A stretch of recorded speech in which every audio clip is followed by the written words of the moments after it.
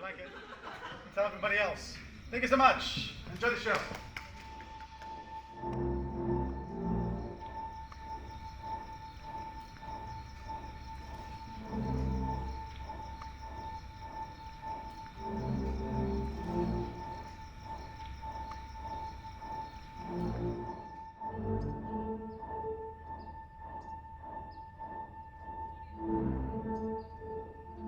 So there's 12 swords, correct? Yes, yeah, 12 scenes, and they all relate back to the land. The characters don't show up again after their respective scene, but it's all tied together in the end in a way that is pretty clever.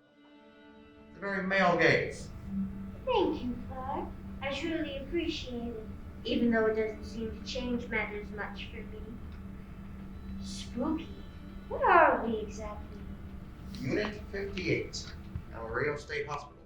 So, Camarillo Tales is basically an anthology of short scenes that we students wrote, inspired by the history of not just the hospital, but of the lore that's around here. When I came to campus for the first time, I was made aware that this used to be a state mental hospital, which I wasn't aware of before.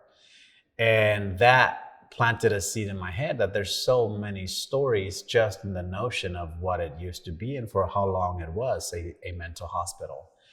And so I got pretty curious and I started asking around, and no one had ever done a play about that particular topic. It's a play written by the students of Channel Islands. The music is composed by the students of Channel Islands. Everything was student run, except for the directing part, which was done by our professors. But yeah, it's just a play that we all wrote together about and celebrating our campus.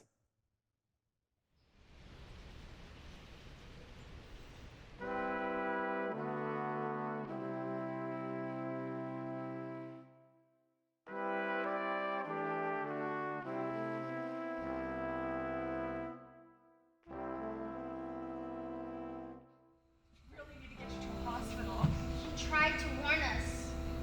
We should have listened. Okay. This is the time shift. Keep going. Where were they? Well, one of the biggest challenges that we dealt with was that we had to perform outdoors, because if we performed indoors, the students would have to wear a mask because of the protocols that are in place. And I didn't want these stories to lose any sort of quality because people would be wearing masks if we performed indoors. So we made the decision to perform it outdoors, which was challenging because we don't necessarily have an outdoor performance space. And so we had to convert one of our parking lots into a performance space. Aren't you both are still somebody? But not for long you find out, wow. That looks like an SNL skit. Whoa! Who said you were looking for a well? Just like Club Tropicana. We came up with the idea of when students and faculty and staff go to work on the different trails around here to clean them up, the Chumash land, we thought, well, why not write a scene about that? So it ended up being a poem that our playwright, our mentor playwright, Maricela, wrote, just in recognition and honor of the Chumash people and what it means to be colonized. And then that poem ended up tying into the through line of our play, which was about aliens who land here in the future and everything's sort of gone, and they're trying to also learn about the history of this place. I wonder what it is. Cheese of some sort. Ripped leaves? No, you fools. Where did you learn your human Earth history? I tested out. Never mind. This is what humans call paper. Paper. What is papaya, Your Highness? A history keeper in the form of a script, a play, a theatrical piece inside. Oh! A what? Aliens coming to I'm honestly not sure. A couple of the students in the class wrote that scene, and I don't think it originally had the intention of being the piece that connected all of the stories together, but it sort of evolved to be that. That was the nice thing about a lot of the writing processes.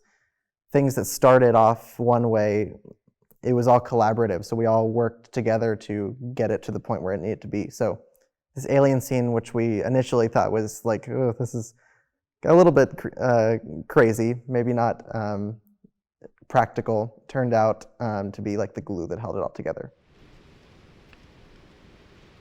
So the old hospital scene is about a kid from the 1990s who's on a tour with his best friend, and he has an EMF reader, which is basically a ghost hunting type of tool that they tend to use.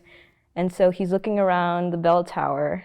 He meets Rosie, who is looking for directions around the bell tower, and she inevitably leaves, and then he gets transported to 1950s, back when the school used to be a hospital. Oh, excuse me. Can you help me find... What are you doing? Oh, hey, just, looking for ghosts? Really? Yeah, this is my EMF reader.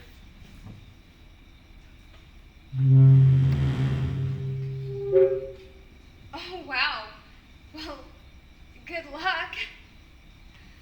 We talk about the hospital in a sense of stories that we've read from the archives, and so we were inspired to write stories. Like we have one of Joy's diary, which is about a nurse back when it used to be a hospital, who used to write about the actions that used to happen during the hospital and how inhumane it used to be. And Joy meets this patient who is, he's not going to make it much longer because of the testing that they're going to do on him. And she decides to document it, but her diary gets taken away and she gets fired. So it basically, it's not a happy story, but it plays on, it talks about something that actually did happen on our campus and when it was Camarillo State Hospital. This isn't benefiting the medical community. This is just plain murder. Damn it. I have to do something, but what can I do? If I go to the doctors, they'll just fire me and replace me with the next young, ignorant girl looking to make a quick buck. The questions are always about, well, what was going on at Camarillo State Hospital?